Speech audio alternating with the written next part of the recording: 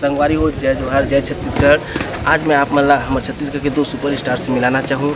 एक तो भाई अमलेश नागिल आप मन जानते हो, एक से मिले बार हमारे श्रीलंका के बहुत बड़े सुपरस्टार मतलब बल्लेबाज बोले जाए या बॉलर बोले जाए, मलिंगा।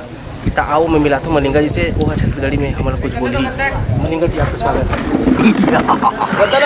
जय जोहार, नमस्कार संगवारी हो। मैं आप के दोस्त रवि दीवान के साथ देख सकते हो लोकेशन पे सब बैठे हैं। अभी हमारे प्रतापपुर में शूटिंग चला है, देख सकते हो। डार्लिंग प्यार झुकता नहीं, मेरे साथ है अदानी हमारे।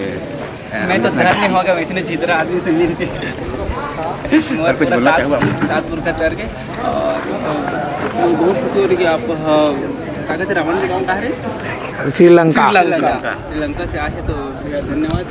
4 घंटे टिकट विकेट खर्चा लेके तक कैसे श्रीलंका में नौ मन हड़ताल में का नहीं नहीं हमारे तरफ इसने चलते बाल में नहीं रहेगा, नहीं रहा हमारे दान इसने चलते सब यहाँ महिला मन की महीना